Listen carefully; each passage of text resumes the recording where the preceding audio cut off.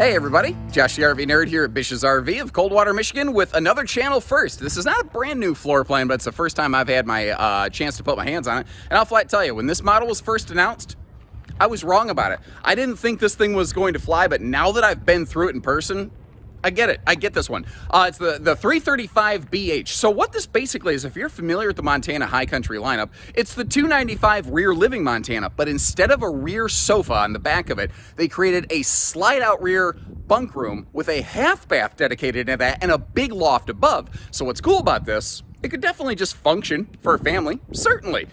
But what about non-traditional RVers? Like maybe grandpa and grandma have some grandkids, or you have a seasonal site and different people may come and go. Maybe your adult children may join from time to time. A mother-in-law suite, potentially, depending on how spry she might be, or big or small.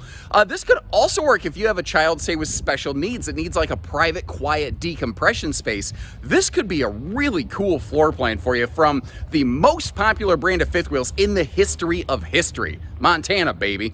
So what other kind of awesome things do we have going on here? We have their Blade Pure 30,000 BTU quiet air conditioning system that has, gets more allergens and stuff knocked out of the air. We are carpetless. We have all the windows on the door side, double power awnings, and we're actually getting to see one today with one of their more advanced solar packages, and there's even one more advanced beyond that that you could also option onto this thing. It's got a couple hiccups, but overall, it's pretty darn cool. And if you appreciate the way that we share the good with the bad, make sure you hit that subscribe button as we go, and let me know what you think about this as we go through, good, bad, ugly, or otherwise. All right, so we've got a lot to cover, and I'm going to try to get myself moving here. I know I tend to be wordy and long-winded, but, you know, if you're going to spend this kind of money, I know that I would like to learn about this thing before I hand over my hard-earned paycheck, and I probably expect you would too. We're going to come back to the living room in a little bit, but first of all, again, the living room in this, even though it has bunks, doesn't suck. So often, when you get into a bunkhouse, the living room is trash. You know, the entertainment center is not awesome, but this one right here, it's, you know, from the theater seat that I'm sitting at forward, this is essentially identical to the 295 rear living Montana High Country, which I believe is actually their very most popular. And it's not that it's going to be the exact ideal one for everybody, but it's something that works, obviously, for a lot of people. And I think it's because of this arrangement. You have an awesome kitchen. You've got, you know, an easy direct-facing entertainment center here, straight across from the theater seats. And you've got all the windows over here on the door side of the RV. And we're going to come back and see this in a little bit more detail. First, I just kind of want to give you, a full-on, not goofy view, fisheye view, or whatever of the whole thing here. But one of the things I want to draw attention to, Montana High Country is one of the highest, for lack of a better way to say it, highest level fifth wheels, highest trim package fifth wheels available in the marketplace today that still offers a dinette instead of a table and chairs. And the funny thing is, I think it's the best dinette that you've probably never seen. But what I want to do here, because we've probably seen, if you watch my videos regularly, you've seen this before. You've seen this living room before. I want to get you back here into this rear room, because this is really, I think, the reason that you're looking at this floor plan and not something else, you know? Because like I said, this living room exists in some other places. So I've got it in like daytime lounge mode today. So if you're kind of stuck inside the RV, you know, the bottom bunk here, well, the top bunk is a move bunk, get out the way system, whereas the bottom bunk then kind of just becomes a little bit like a sofa. And then you see how you had some TV hookups straight across from us over here. But what's cool is this is all contained under the loft, and I'll get you a better look at that in just a minute. This is a tricky floor plan. Like, I didn't know where to start, where to end, whatever. It just felt like no matter where I went, I couldn't. Anyway, it doesn't matter. My point is, did I even have a point? My point is, it's a flexible model that can do a lot of different things. Like cracking this open here, you're seeing that storage space, good storage down below that sink as well. And that porcelain foot flush stool, like this is not a big half bath. And I could see some bigger people maybe having a little bit of a challenge in here. That being said, I actually was very surprised as to the space that was in there, and considering the most likely user of that room is a smaller kid, I'm willing to bet that that would be more than sufficient. Now, someone's going to say, "Yeah, but how do you get air conditioning down here?" That's what this guy is. That's actually basically a run that goes down from the air conditioner down into this space. And allow me, pardon me, to close this because you have breeze windows across both sides of this room. There's one straight behind me as we're facing the camera right now, and our point of view sort of looking at this thing. But again, we've got that move, bunk, get out the way. What's also cool is there's decent storage in this bunk room, more so than I would have personally expected. It's a little bit of a dresser down below that bed right there. But if we're flipping around the other direction, if we're leaving the bunk room like this, over here on the left-hand side, there's actually a surprisingly good, kid clothing storage or whatnot over here. And it doesn't have to be just kids. This is an RV that I could see working for some non-traditional RV families. It's not always just mom, dad, and 2 children. They're like, I've been in it for a minute in this business, and I've seen all kinds of different family arrangements, and sometimes I've seen different groups of friends get together or something like that and purchase an RV. Sounds crazy, but I see it happen with fair regularity, actually. This could work for just a number of different people. Now, they put a frosty glass window in the entry door so that you get some light there, but you maintain privacy. But you obviously have all the door side windows in the world over here if you want to see who's knocking at your door like Three's Company. I don't even fully know that song. I know just enough. I'm just old enough for my age to remember that. Anyway, those are all blackout window shades, though. And look at this. When the dinette folds down into a sleeper, it maintains a support leg at the base of the dinette. That's one of the things, not to mention the storage that's easy to access in those benches. That's one of the things I was saying. I think this is the best dinette that you've never seen. Now, the theater seat on this is cuddle compliant. That armrest can pull out, but when you put it up there on the head cushions, it looks like something Ellen Ripley would have killed in Aliens. And this is a loft model. I will be straight with you, though.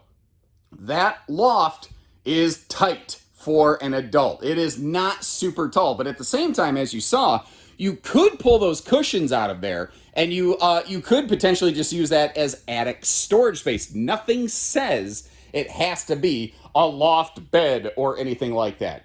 Over in the kitchen, it's all pocket screwed cabinetry. It's all hidden hinges. And you also have a no-cost swaption between 2 different refrigerators on this. The one that we're looking at here is the residential 18 cubic foot compressor fridge, active compressor, fast cooling. And it comes with an inverter to keep it running on the road. I believe the standard inverter on this is 2,000 watts. With the solar packages that are available, there's actually a couple different ways to get inverters on this RV.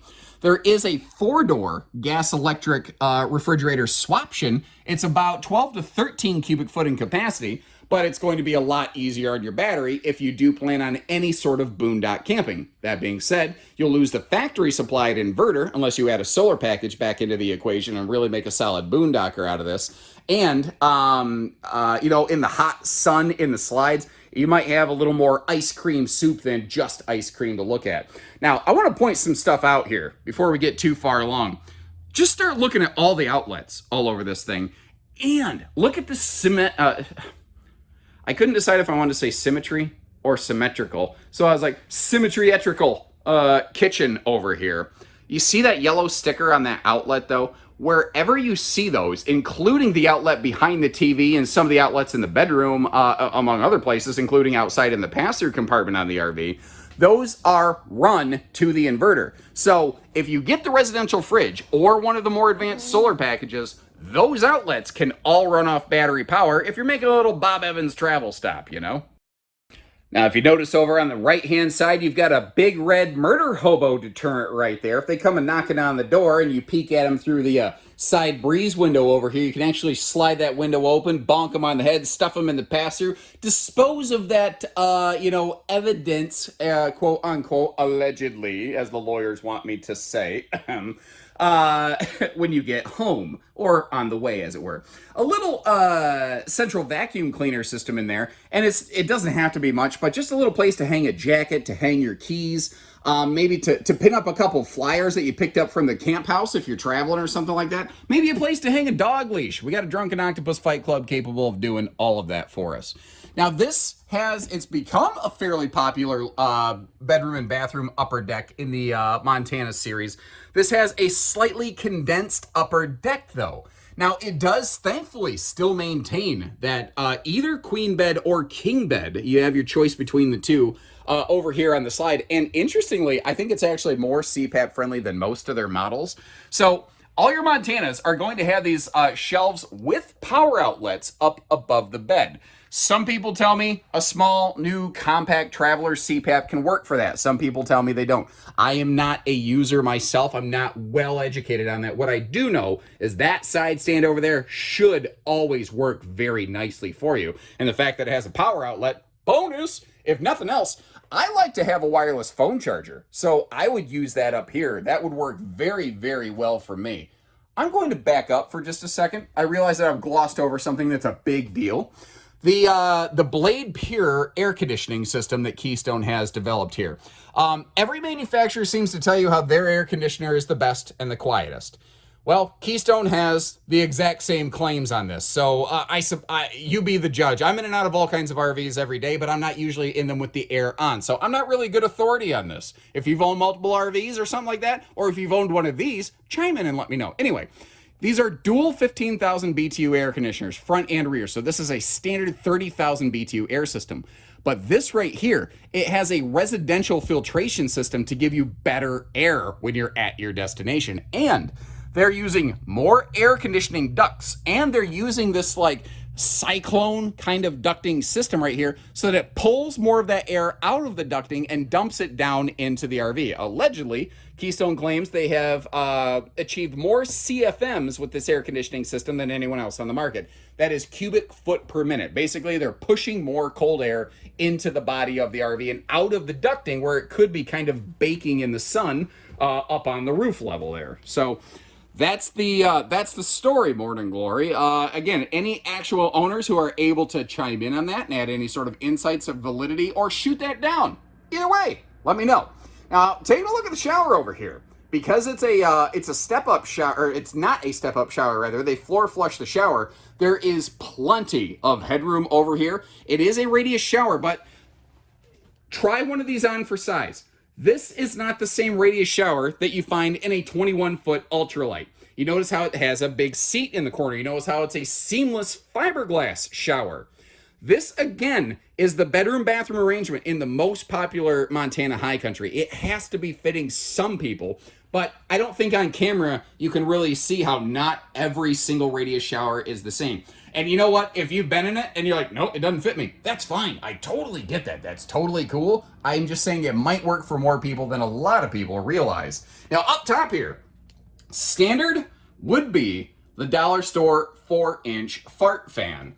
But they do offer an upgrade straight from the factory for that bigger Max Air style fan.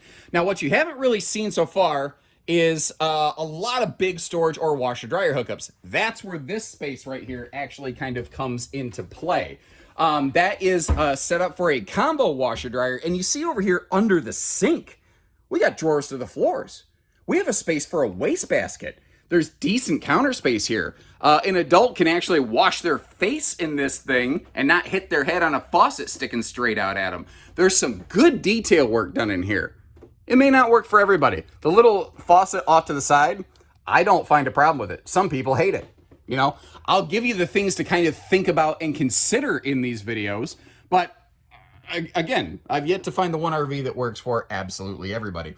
Now, again, it's a 6.5 foot tall upper deck, and it has a linear interior ceiling. It is vaulted outside, though, so you are going to get some good rain runoff. But the thing that this one brings to us is a good amount of window coverage in a bedroom. So even though this is technically a shorter upper deck than most Montanas, it doesn't look nor feel that way. Now, whether you get the king or the queen bed,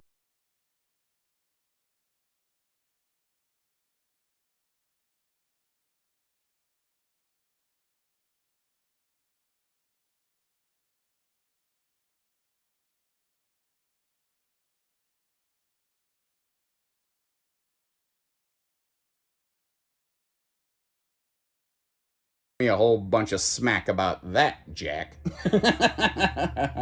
But household and USB outlets up there under that window. You notice how we still have the same blackout shades all the way through the RV. And in case you're curious about TV hookups, those will be located up and to the left on the screen right now. Now, the slide closed accessibility on this, as far as a big fifth wheel is going to go, is not bad. It's cool that we can get up here to the master bedroom, but one of the things that you're going to see very quickly is we are not able to get back to the bunks. It's just really not going to happen. But one of the things I like to show you on this, the more condensed Montana High Country upper deck, is you can get to the bathroom, but you do kind of have to slide around that door like I did right there. That's not one of those pivot doors, so it's easy. You know, I suppose you could get to the loft if you Spider-Man crawl across the ceiling over the slides, but I don't really expect that to be considered a viable function or operation.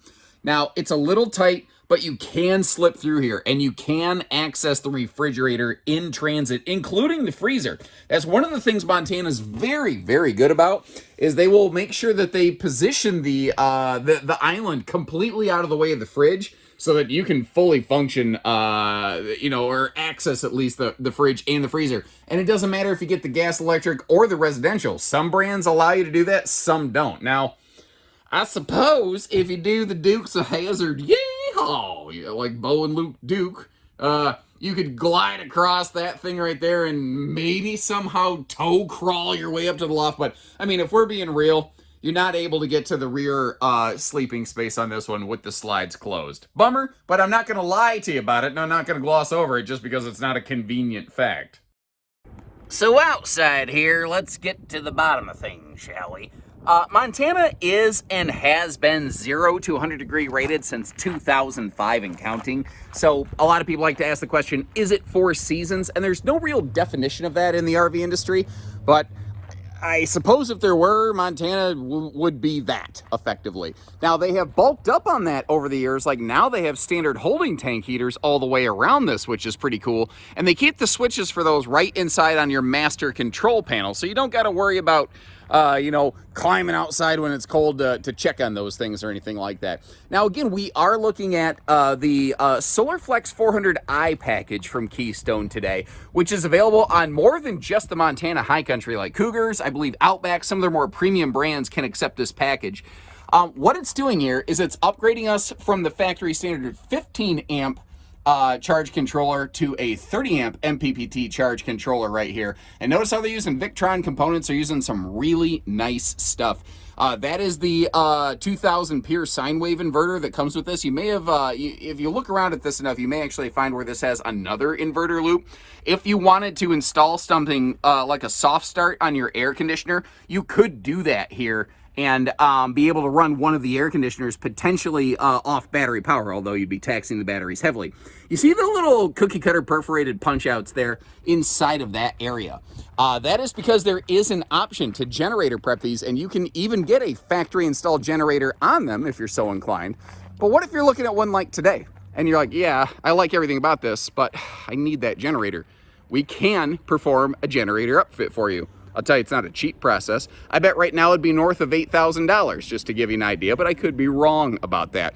The double patio awnings give you some maximum, shaded space over here, both of which have LED lighting, by the way. And you see what I like to call the David Blaine magic steps over here.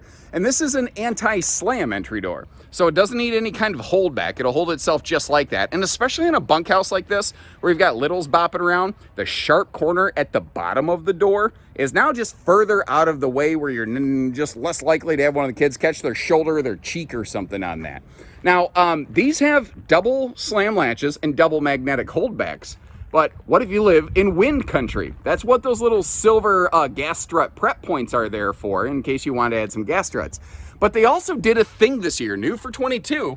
They added these little clasping, almost kind of catch locking magnet holdbacks so that it won't just come down. It won't just drop on your head here. Now, this does have a slightly smaller upper deck, like we mentioned, inside. What that also means is that this does have a slightly smaller pass-through versus some of the other Montanas.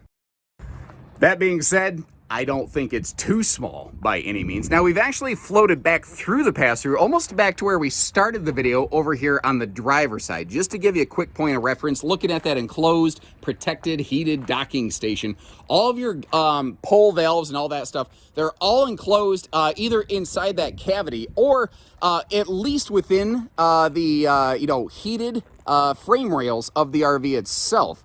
The High Country Series also, this is where you start to see things like a higher gloss fiberglass start to come into play. That is one of those things that doesn't always translate very well to video, but when you see an RV in person, there's some of them you're just like, man, it just glitters. It's just shiny and beautiful. That higher gloss skin is a big reason why, as compared to Phylon fiberglass skin, which there's nothing wrong with. It's less expensive, it's lighter weight, certainly, but it looks like you can see the little wormy looking fibers in the fiberglass woven blanket, of the skin itself in there. Now, a cool thing that Montana enjoys, and I believe Fusion is the only other Keystone product that also enjoys this, is CNC Routed Sidewalls. The sidewalls are machine cut. All of these window cuts, the slide cuts, all that stuff, all your big stuff here, it's all machine precise within 1/1000th of an inch. And what I'm not saying is, it's not that they're incapable of potentially making a mistake, but Montana goes an extra mile that even most other Keystone products don't do in an effort to keep this product, in good shape. And that's one of the reasons, one of the jokes that we have kind of in the RV industry is there's actually 3 guarantees in life.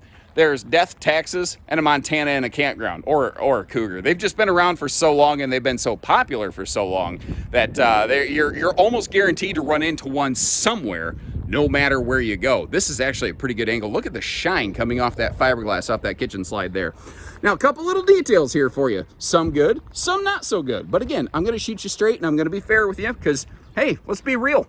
You potentially have a lot of money on the line, and I want you to know what you're getting for it. Like right here, you see we have a factory standard, I'm gonna call it, for lack of a better phrase, tow package. We have a 3,000-pound towing hitch with safety chain hooks and a 4-way wiring harness.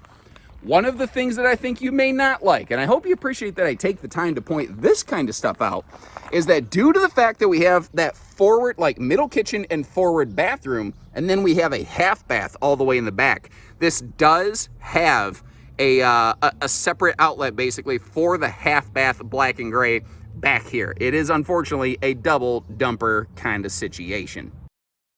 And I also really respect something they're doing up here on the roof. They're using white AC shrouds to provide maximum function and efficiency so that the air conditioner unit itself is not kind of broiling in the sun, Now take note of this. You see how there's a roof solar prep plug right there? But I mentioned how this RV has an advanced solar package. Normally, this RV would have a single 200-watt panel and a 15-amp charge controller. This is the 400i package. We are getting 2 of these right here, and you may have noticed how it had that extra separate roof solar prep plug. If you wanted to, you could, this is basically all pre-wired, you could add another charge controller and you could add 1 or 2 more of these panels, and you could expand this potentially up to like 800 watts of solar without really needing to get too awful jazzy. But one of the things I think is so cool about what Keystone's done with their solar package, because they've standardized everything, because they know all the same parts are going on all the same units, if you wanted us to perform that upfit and to upgrade this into a more advanced version of their solar package, we as a dealership can do that and not screw up your factory warranty. That is pretty cool. Most brands will not let us do that. If we monkey with something they didn't build, they're gonna say it's on us and it's between you and me to figure out. Keystone says, they're one of our dealers. They're using Keystone parts. Send it, guarantee it. Let's make it happen. I love that customer focus. And now as we wrap up here, kind of just final thoughts and impressions. Obviously the loft, you could sleep on it. I mentioned kind of the attic storage potential. Are there any sort of other alternative uses that you could imagine on that thing? Leave me a little comment, let me know. One of the fellows that just drove past here, he said, what if you had a little dog and you're going to be gone for a little bit? You put a little gate up there that could be like a little doggy pen. I don't know that I'm super hot to trot. My dog is a spaz. He gets up too high. He's like, oh, Lord. So I don't know that that would work for me. Is that a viable idea? Could you see something else potentially working? I'd love to know what you guys think about it. And just looking at this thing, isn't this just a crazy look behind us over here? But you know what? I like seeing new. I like seeing different. I like seeing just other ideas, even if it isn't like perfect idea execution for everybody. You know what? I know you folks get tired of seeing the same thing every day. Imagine living in this industry and seeing the same things every day. It gets worn out. So anytime I see something a little bit fresh, I get excited about it. Let me know what you think about this one, good, bad, ugly, or otherwise. And again, if you appreciate the fair input that we give you here, make sure you hit that subscribe button, follow along. We'll catch you on the next one. So take care, stay safe, have fun, and happy camping, everyone.